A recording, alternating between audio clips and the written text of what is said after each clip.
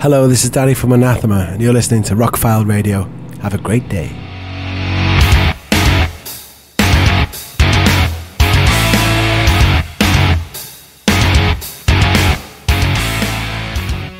Hey, it's Scott Hamilton with Rockfile Radio. I am on the tour bus, a place that I seem to spend way too much time on, considering I'm not in a band. But I'm here with Denny Cavanaugh from pronounce it for me, because in America they say it 10 different ways. Everybody does. The official pronunciation is Anathema. Anathema. Anathema. Got it. But I prefer any of the other 5 pronunciations that I've heard. You know, in the South they say anathema. It's all the same to me. Is it good?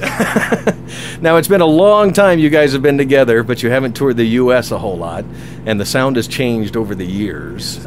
To me, as a fan, like I told you a minute ago, I got into you guys about 2001, and I think you guys have solidified what your sound is on the last couple of albums. How's that feeling to you? You guys have come a long way, and I know some people have been in the band and left the band, and those influences kind of hang out with you. And I think we found ourselves in as much as the inner core songwriting team stayed together and Lee joined in. So what my brother and John and I have as a songwriting team and as a musical imaginations has been added to by Lee, John's sister, and that is like Anathema now. And we'll always play with people who can support that. But and help that to be realized, and work with producers and stuff. Right. But basically, the inner core. This is the core that I'm really feel comfortable with, and we have to work things out. And sometimes, it's not always easy. I can be a little dominant at times, and I have to learn to take a little step back sometimes. Right. But it's all good. It's all part of the process of being in a band. Bands are strange things. It's like a family, but dysfunctional. They have a funny dynamic. Bands have a strange dynamic, and it is like a family, or a lot like a relationship in many ways. But I'm pretty comfortable, I have to say, with this core, and I feel like if everybody stays happy, dedicated, we could do this for a long time to come still. Well, it's been over 20 years, so you're still doing it. Getting bigger all the time. Yeah, and getting better. Yeah. I would say. I mean, we've really come into our own with the songwriting, and I suppose so. We're fortunate. I mean, did Hindsight, that sound kind of lead into, we're here because we're here and Weather Systems? I don't know exactly where We're Here came from. That's probably the key question, is how that came about. I'm not sure. Something stepped up in the writing. And I think it coincided with me cleaning up. I stopped drinking and smoking and doing drugs and all of that stuff. And I got some really good therapy, and then got into some spirituality ideas and started playing the piano more, and I think it grew from there. And Vinny also came into his own as a producer and arranger and a vocalist. So those kind of 2 things happened, and that brought together with a couple of songs from John and then Stephen Wilson mixing the album. That was the kickstart of this phase, which is culminated now in the 3rd album of the trilogy. When I was about to ask about that. Yeah, I will get to that one. Yeah, I was listening to it sitting here 2 hours ago. It's just finished a few days ago. That's what I read. Yeah. So I picked up a copy of Universal. How was that? That was like an epic show for you guys. I mean, you could see the look on your faces filming it. The crowd, everybody was wearing your shirts, and everybody was totally nervous. I bet. Yeah, I can't fuck this up. That's what everybody was saying. Putting this down in high definition on multi-track. Yeah. You got it. Everybody was nervous. So I made a conscious decision to enjoy it. And you can actually watch me. If you look at the second song, I don't play for a whole lot of the first part of the song. And I said, okay, I've got a break here. It's track 2. I'm taking a break and watching. And I just deliberately made a conscious decision to take it all in and stop worrying about something going wrong, but rather concentrate on what was the moment, and feel the moment, and feel the energy, and hear the orchestra behind me, and deliberately, consciously enjoy it. And from then it was great. It was the best show of the whole tour. Well, would you tour with the symphony if that were... Selected shows maybe, but nothing more than that. That was too difficult? It's just the logistics and the money of doing that, But you could play capital cities, but you can't transport 26 people around. No. Unless you've got the ticket sales to do it with. Right. But one-off, like that, it worked. It worked well. It was an amazing show. Yeah, I enjoyed it. So that's what I read the other day, was that you guys were currently working on the album, so it's done. When's it coming out? June. It's coming out in June, yeah. It's called I think I'm allowed to say the title. Do you know the title? I don't. Well, then it's probably not been announced yet. Well, we can edit that part out. You can It's Distant Satellites. Nice. Yeah. Didn't I see a shirt like that already in the... Yeah. Yeah, the shirts are there.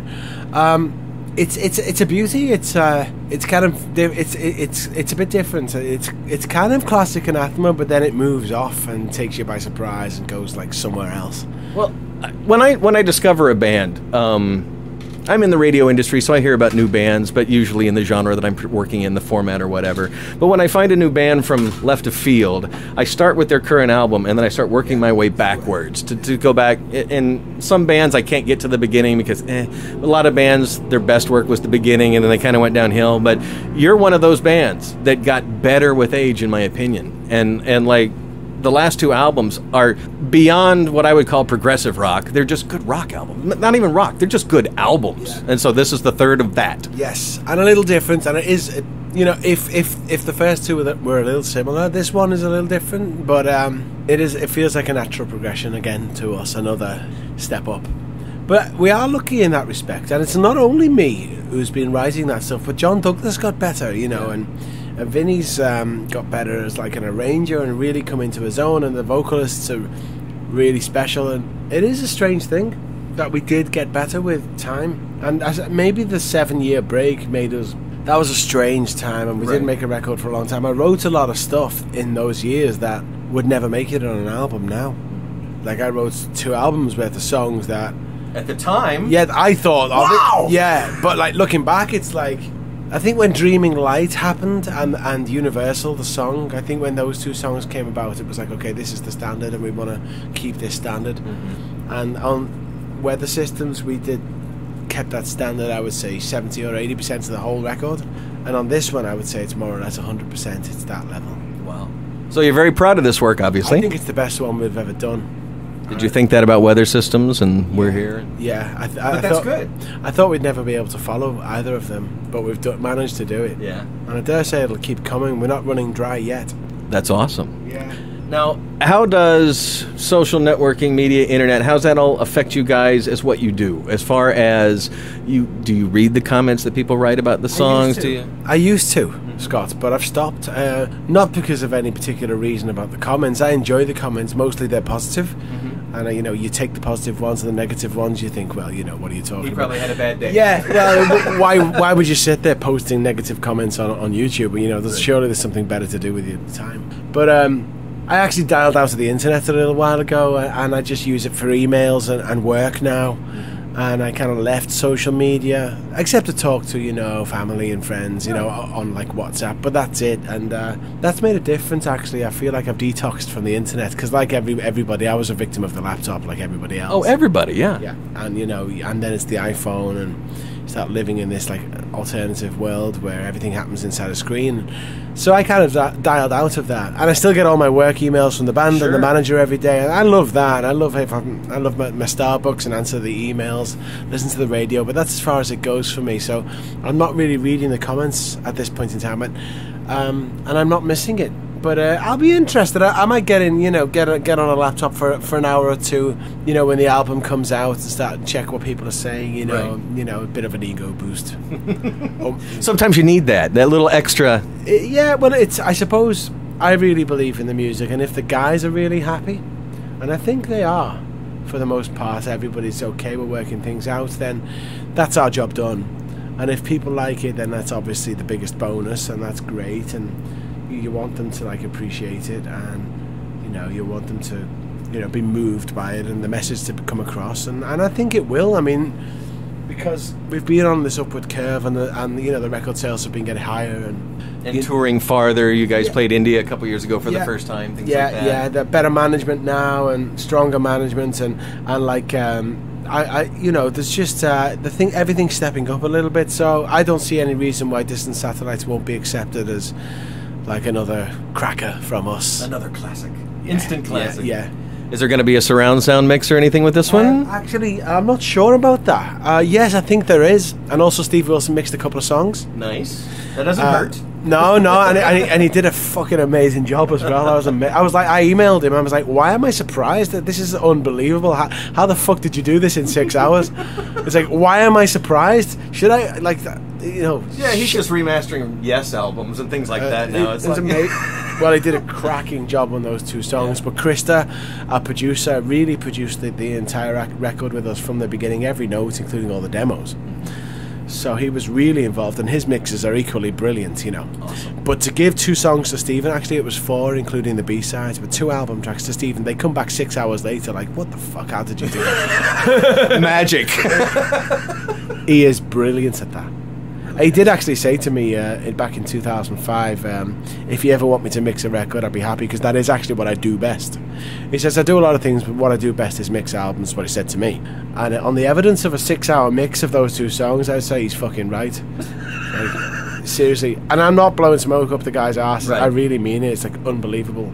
Well, and he really likes you. I mean, well, like I said, when I discovered Porcupine Tree in 2001, I looked to the bands that he wanted to tour with and he worked with, and it was you guys, and it was Catatonia, and I was like, and they're all good. Yeah. So, but he still sings your praises, that you're influential to him. Well, that's very kind of him. and since I've got to know him and tour with him, he's been an influence on us too, and he certainly had an effect on our career, you know, with the production and the mix of that album. And is that how you met Lasse, your director on Universal?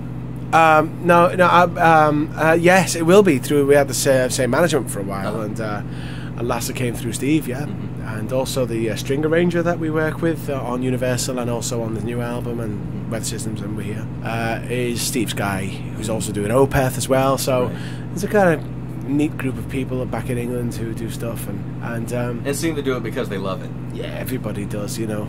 But they're good. They're good at it, you know. It's that, you know. It's striking that balance of somebody whose heart is in the right place and the motivation is in the right place, but they're also good at what they do. You know, and when you strike that balance with somebody, it's great. Steve's definitely like that. So is Krista, the producer of Anathema. He's like our official producer, a bit like our George Martin. Right. And the Norwegian guy, and he's exactly the same. He's got a fantastic little studio and really has an amazing work ethic and good ears and great heart.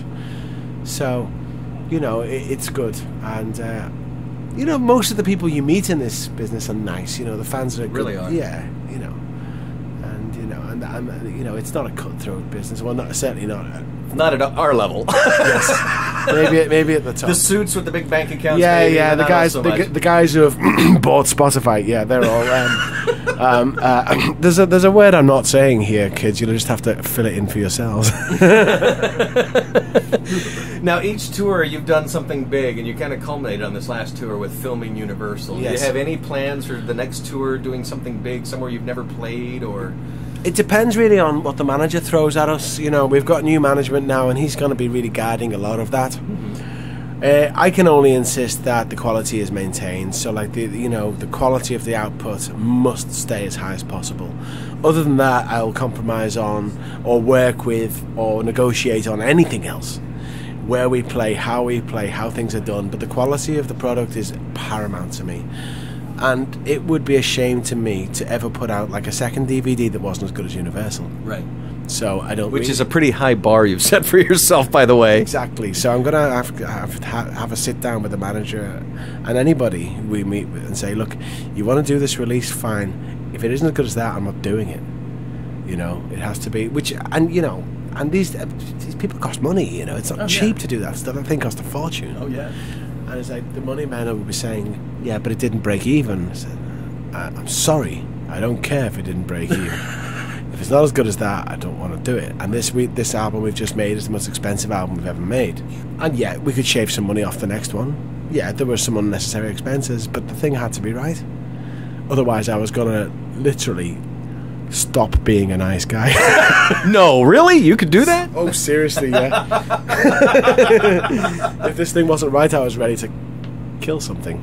But you're very happy with it, so life is good. I insisted. You should have read some of the emails I sent. Because we were really under pressure to finish it. Right. On schedule, and our producer fell seriously ill and had to get an operation on his back, very serious operation. He was really, really fucked. And he can't mix all the songs. What the fuck are we going to do? Get Steve Wilson. He's the only one I trust. I don't care what it costs. Get him. You know. You never say I don't care what it costs. I did. I did. It's not particularly that. I'm not saying like Steve's expensive or anything, right? But you know what I mean. But what I'm saying is, you had to have it right. It had to be right, no matter what the cost.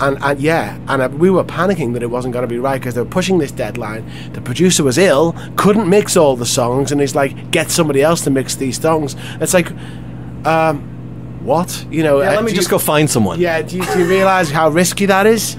I said SW in an email. I just wrote that SW, like, and left it. And it comes back the next day. Steve said he could do it. I said, okay, good. It's going to be okay.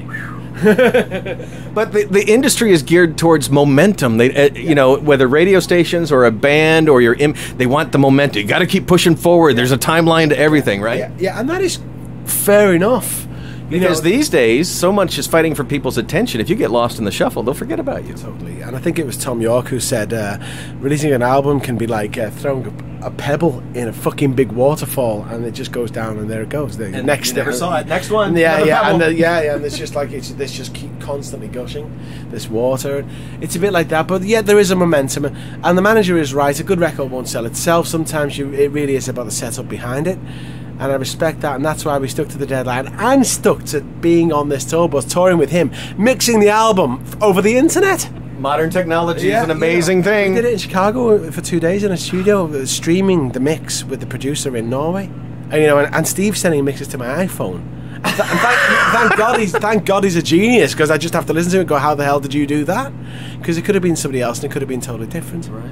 But like I said, the product had to be right, and we really, really are happy with this one. And there's also like a shift in the emphasis on the percussion, because John Douglas is still in the core and still he wrote the title track, and but he's no longer like a drummer. He's become more like a percussionist and an electronic kind of percussionist, and I'm playing a bit of keyboards and synth stuff and writing songs really, and being a mental filter for the songs. But we brought like Daniel Cardoso in to actually play the drums, because he's very focused and very sharp and very creative with that. So there's been like a shift there. So the album sounds a little different because of that too. Like the rhythm section's got it's a little lighter on its feet than it was. Yeah, I can't wait to hear it. Well, some people will complain, but it's the fact is that we found a great third way, where we can shift the rhythm section, and John Douglas still writes the title tracks of the albums and still contributes in a different kind of way. I think it's got to be hard being in a band, because fans kind of want you to sound like whatever favorite album they had. I'm sure Rush hears 2112 every time they go out on the road. Somebody goes, do 2112. How do you deal with that as a band? You really just have to write from your heart and put it out there, right? You have to please yourself first. And I am conscious that we're not going to suddenly do a song that sounds like Beyonce, and I wouldn't write a rap song, right? Because it just wouldn't be me. But we don't write formulaic music. We try to surprise ourselves and push ourselves, and the title track of this new album is a good example of that. I think it's John and Vincent's finest moment. Really? John's written it, Vincent has produced it, and it's their best moment, and it's an undeniable song, and yet it's like doesn't sound like Sleepless, it doesn't sound like Untouchable or any of those guitar-based songs. It's different. Is that your favorite song on the album, or do you have a favorite yet? I think they're actually all my favorite, but there is a moment on the record. There's several. The thing's unbelievably good. It's got blow your fucking head off. Can't wait. I'm sorry about that. That's quite okay. You're proud of it. I'm getting excited. I'm cool. I'll play it to you later on. All right. I can put it on now after this interview. All right, yeah, we'll turn off the recorder. We can't let that out now. But to round up, I mean, ultimately, you do have to please yourself. You can, if you choose to, keep one eye on what the fans want, but we don't really do that so much. Because you really don't want to repeat yourself. You got to evolve as a band, or you're kind of sitting still. Yeah, and it becomes, I don't know, some kind of day job or something like that. And it's not about that. That's not why any of us got into music as a job. No, it's about the feeling that that feeling, that magical, beautiful feeling of, just excitement and Wonder or whatever it is, then you get that feeling when you're creating it, when a tune comes, or when you're finishing a record, or even when you play it live, it comes back. And it's about that. It's about that intangible, beautiful transmission of energy between people. Totally. Yeah, and that's what the music's about. So that's what music should be about. And all my favourite stuff is the same. Bands like Sigur Rós, for example, Atoms for Peace, I saw last year.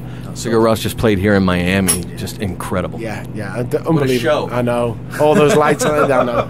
I worship that band, I really do. I worship them. I saw them in Wembley. I saw them twice last year. Once in Lisbon when we were doing pre-production with Daniel, and once in London, Wembley Arena, and just like, you know, that guy. You know, for those of us here in America, they come from not even left field. It's another planet. They, you know, for most people here. Yeah, I know. They're like I don't know how to describe it. It's transcendental. Yep, that's a good way to describe it. Yeah, beautiful and because it's not just the music; it's the lights and the stuff they throw out at the audience and the it's just something very, very it's magical. Art. Yeah, very. Yeah, it's pure art, and it's huge. It's that melodic. The melodic genius, you know, it's that ability with a melody, you know, undeniable, beautiful, and that's the bar that we set ourselves. And we know that, you know, there are certain bands that basically, like, whether Anathema fans agree or not, I know there are bands out there better than us. They're usually millionaires, you know. That's not necessarily better. It's just, you know, it is. Just a minute, and this is a good one. It won't be long. He's trying to save you, isn't he? He's trying to get you out of here if you're bored. No, there's another interview coming. For me, there's another level above what Anathema are. I think we're awesome, but there are bands I know when our ass is kicked. And I'll give you several examples right now. The Joshua Tree by U2, like Anything by Radiohead, Wish You Were Here, Pink Floyd, Stairway to Heaven. It's not a cliche. It is one of the greatest songs of all time. Yep. If you don't think so, it's because you heard it too often. Go home, forget you heard it, listen to it again. It'll blow your mind. That's right. Yeah, it's like, I know there's another level. The Beatles, Black Sabbath at their peak, and you don't think you've hit that yet? No, I'm not sure that we ever will. But we're doing our best. We aim that high because it's not so much the success. You're not looking for a money figure. You're looking for your songwriting getting to that level, right? Getting to the level that like Tom York and Yonsei and Kate Bush have hit, or the greats. Yeah, even from as a melodist, Chris Martin, for example. Right. You know, I would put him up there. Paul McCartney at his peak, and you know, I don't ever think for a minute that we're quite as good as that, but we're fucking trying. You're doing a great job in this fan's opinion, so we're giving it our best shot. But ultimately, we can, you know, we're just us, and we've got something. There is a magic there, and I just want to keep the guys happy and, you know, listen to people's feelings, and I'm trying to be a little bit more conscientious now that the record's finished, you know. Make sure everybody's happy on this ride. I'm not that easy. you know, I'm not the easiest person to make albums with, you know. I don't know how anybody puts up with me, but I just think it's got to be right. Hey, it's not a bad way to be. Not a bad way to be at all. No, but I could be a little sweeter about it, but I just can't help myself. You're a perfectionist to a certain extent. Totally. So bigger U.S. tours coming? Is that the plan? Yeah, well, yeah. Because this is only really, I mean, you've played some festivals and things over here, but this is your second proper tour. Yeah, and a good one to be on. I mean, Billy and the boys have treated us very, very nicely, and they're a great bunch of guys. And put you in front of some audience that may not have heard you. Yeah, absolutely. And at their invitation, and we've basically pulled out all the stops every night and never taken no for an answer. And we shifted the emphasis of the set list a little bit, you know. We're not doing too many ballads. We like say, okay, you got 40 minutes, we're going to do like, what, 1.5 kind of ballads. You're not going to do any more than that. You know, you can't, you know, and you've got to kind of grab their attention and keep it for 40 minutes. And that's been our mission, to like grab them from the very first moment and do not let them go until the end. And so you kind of shift the set list around based on that. But I saw you made some fans tonight. I believe so. And if they can remember and pronounce the name afterwards, then we're all right, aren't we? Well, that's why I got the pronunciation at the beginning, because I've always said it right, but, you know. Yeah, we come full circle back to the pronunciation that I said at the beginning. So, yeah, hopefully it's going to go well anyway. It's going to be awesome. Can't wait to hear the new album. Yeah, well, you'll hear it later. If you stick around, I'll play you a couple of songs. Sounds great. Thanks for spending some time. You're welcome. Thanks, man.